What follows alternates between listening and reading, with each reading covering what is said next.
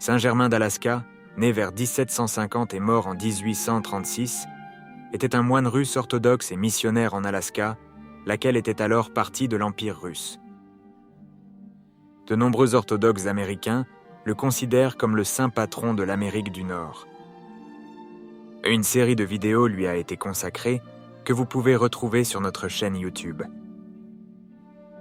Nous nous proposons ici de faire la lecture de certains extraits de ces lettres que l'on peut retrouver sur le site internet Les Pages orthodoxes de la Transfiguration, dont nous avons mis le lien en description. Cette vidéo est réalisée avec leur autorisation. Nous vous souhaitons maintenant bonne écoute et que Dieu bénisse.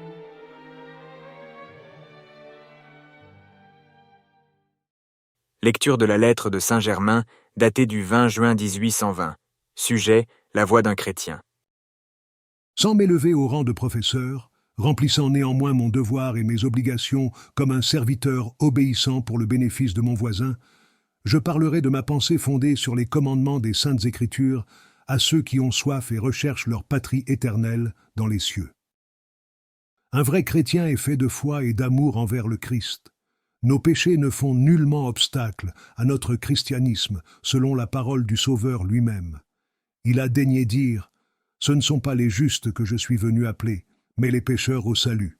Il y a plus de joie au ciel pour un qui se repent que pour 90 justes. » De même concernant la femme pécheresse qui toucha son pied, il daigna dire à Simon le pharisien « À celui qui a de l'amour, une grande dette est pardonnée, mais à celui qui n'a pas d'amour, on demandera des comptes même pour une petite dette. » D'après ces jugements, un chrétien devrait se remplir d'espoir et de joie et ne pas accepter le moindre désespoir infligé.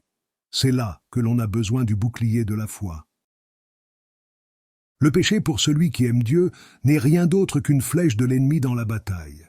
Le vrai chrétien est un combattant se frayant un chemin par des combats à travers les régiments de l'ennemi invisible jusqu'à sa demeure éternelle dans les cieux.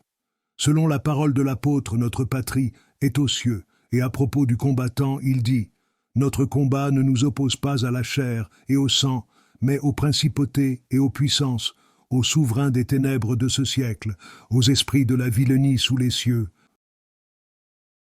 Les vains désirs de ce monde nous séparent de notre patrie, leur amour et leur habitude habillant notre âme d'une sorte de vêtement hideux. Cela est appelé par les apôtres l'homme extérieur. Voyageant sur le chemin de cette vie et faisant appel à Dieu pour nous aider, nous devons nous dévêtir de cet odieux vêtement et nous habiller de nouveaux désirs, d'un nouvel amour pour l'âge à venir et par conséquent acquérir la connaissance de notre degré de proximité ou d'éloignement par rapport à notre patrie céleste. Mais on ne peut faire cela rapidement.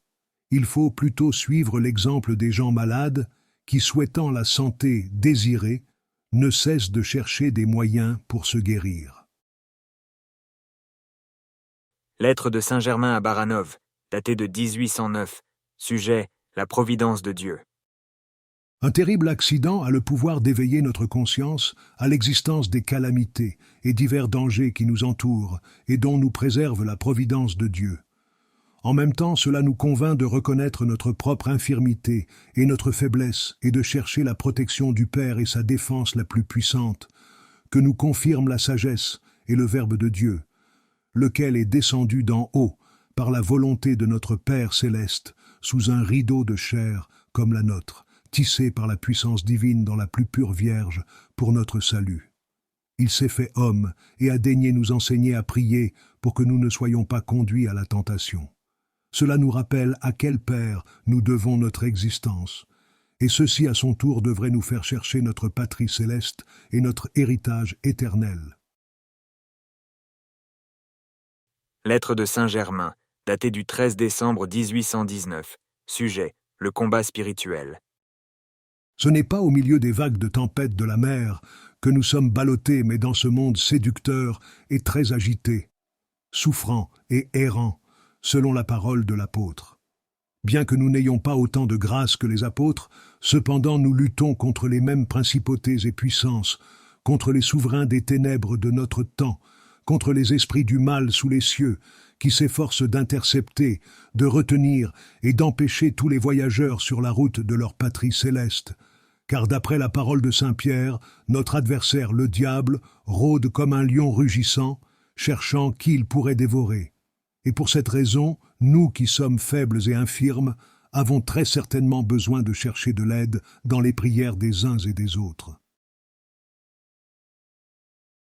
Lettre de Saint-Germain à Janowski, 10 août 1821. Sujet : l'orgueil. Il est question dans cette lettre d'un auteur non nommé. D'après les descriptions données ici, il s'agissait peut-être de Claude-Henri Saint-Simon ou de l'un des autres philosophes prophètes socialistes, prédécesseurs de Marx, dont les écrits étaient aussi populaires parmi l'intelligentsia russe et européenne au début du XIXe siècle que ceux de Voltaire. Au cours de l'été 1820, vous m'avez envoyé 2 livres afin que je puisse vous dire mon opinion sur l'auteur. Mais à ce moment-là, je n'ai pas eu le temps de les regarder. Mais les ayant lus plus tard, j'ai vu qu'après avoir volé loin au-dessus des nuages dans l'orgueil de la pensée occidentale, il se met au nombre des prophètes et pense que par sa haute érudition et ses calculs, il peut aussi bien écrire comme les prophètes écrivaient sur la condition des gouvernements. C'est prodigieux, et plus encore que prodigieux en vérité, ce que l'orgueil rend aveugle.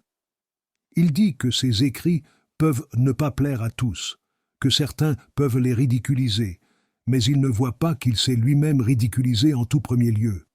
Il pense affirmer la vérité, mais il se querelle avec lui-même et avec les saintes Écritures. Il serait fastidieux d'en parler davantage, mais vous pouvez voir d'après ces quelques mots mon opinion sur lui. Une personne qui ne connaîtrait pas solidement la vérité devrait à tout prix éviter de tels livres. Lettre de Saint-Germain, datée du 28 décembre 1818. Sujet : l'humilité. De toute ma vie ici, de mes propres Russes, j'ai vu surtout du mépris, des reproches et des moqueries, ce à quoi je me suis déjà habitué, et en vertu de cette habitude, je prends effectivement conscience de ma petitesse. Puissent ces extraits de lettres rester gravés dans notre esprit et fortifier notre foi. Que Dieu bénisse.